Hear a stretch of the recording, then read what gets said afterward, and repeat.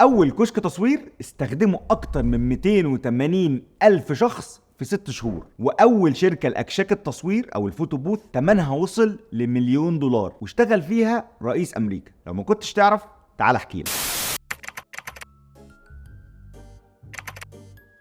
سنة 1888 سجل ويليام بوب وإدوارد بول أول براءة اختراع لأكشاك التصوير في العالم، لكن أول كشك تصوير اشتغل فعلا عمله المخترع الفرنسي إنجالبرت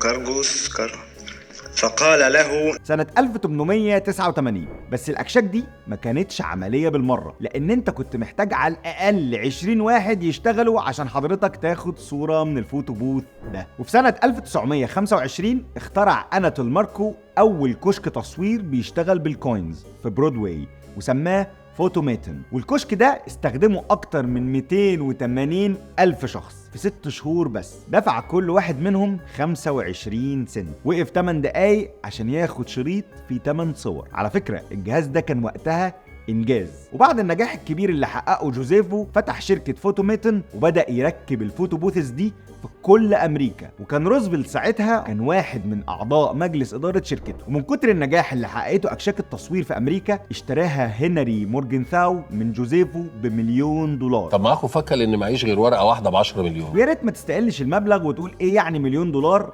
عشان دول كانوا سنة 1928 مش النهاردة. وكانت أكشاك التصوير بتتحط جنب السينمات وصالات الألعاب والأسواق وفي كل مكان لحد ما بقت جزء من حياة الناس في أوروبا وأمريكا. ومش بس الناس العادية اللي حبوها، كمان المشاهير زي كينيدي ووالت ديزني ومارلين مونرو. وتجربة الفوتو بوث هي تجربة شخصية جدا، انت والكاميرا، وتصور بمنتهى السذاجة اللي في الدنيا. انت حر بقى، محدش معاك.